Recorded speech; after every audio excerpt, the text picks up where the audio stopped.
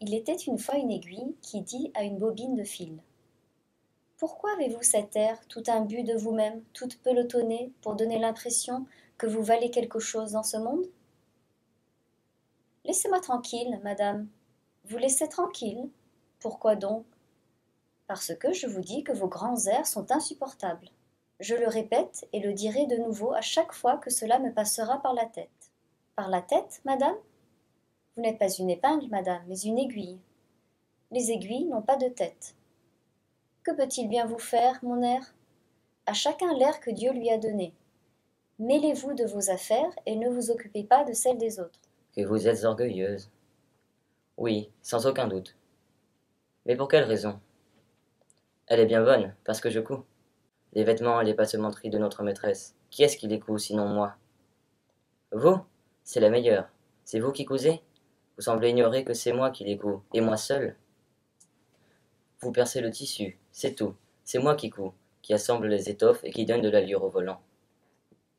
Certes, mais à quoi bon? C'est moi qui perce le tissu, frayant le chemin, vous tirant derrière moi, et vous m'obéissez. Les piqueurs, eux aussi, marchent devant l'empereur.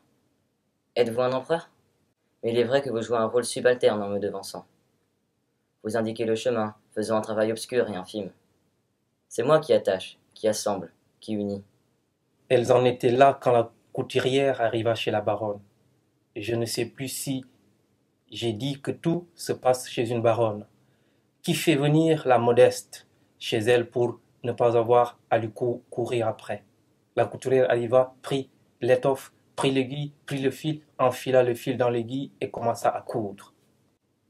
L'une et l'autre pénétraient fièrement dans l'étoffe, qui était une soie de la meilleure qualité, entre les doigts de la couturière, agile comme les lévriers de Diane, pour donner une couleur poétique à tout ceci.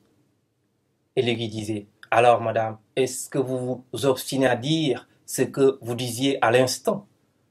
Ne voyez-vous pas que cette remarquable couturière ne se soucie que de moi? C'est moi qu'elle tient, délicatement serrée entre ses doigts, perçant de ci, de là. La bobine ne répondait pas. Elle se déroulait. Chaque trou ouvert par l'aiguille était immédiatement comblé par le fil, silencieux et actif, comme quelqu'un qui sait ce qu'il fait, indifférent aux folles paroles. L'aiguille, n'obtenant pas de réponse, se tut aussi et avança. Tout était en silence dans la petite salle de couture. On n'entendait que le plic-plic-plic-plic de l'aiguille sur le tissu. Au coucher du soleil, la couturière plia l'étoffe jusqu'au lendemain. Elle continua encore ce jour et le suivant, pour, au bout de 4 jours, achever son travail et attendre le bal. Le soir du bal, la baronne s'habilla. La couturière qui l'aidait à s'habiller portait l'aiguille piquée à son corsage pour, le cas échéant, faire une reprise. Au moment où elle arrangeait la robe de la belle dame, tirant d'un côté ou de l'autre, relevant par-ci ou par-là, lisant, boutonnant, agrafant, le fil, pour se moquer de l'aiguille, lui demanda: Or, répondez-moi maintenant, qui est-ce qui va au bal, sur le corps de la baronne, prenant part à sa robe et à son élégance? Qui est-ce qui va danser avec des ministres et des diplomates, tandis que vous retournerez dans le panier à ouvrage avant d'aller dans la corbeille des esclaves? Allez-y, dites-le-moi. Il paraît que l'aiguille ne répondit pas. Mais une épingle, dotée d'une grande tête et d'une moins grande expérience, murmura à la pauvre aiguille: Quelle sottise! Voilà qui t'apprendra.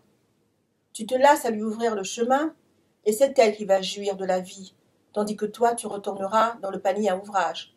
Fais comme moi, qui n'ouvre la voie à personne. Je reste là où l'on me pique.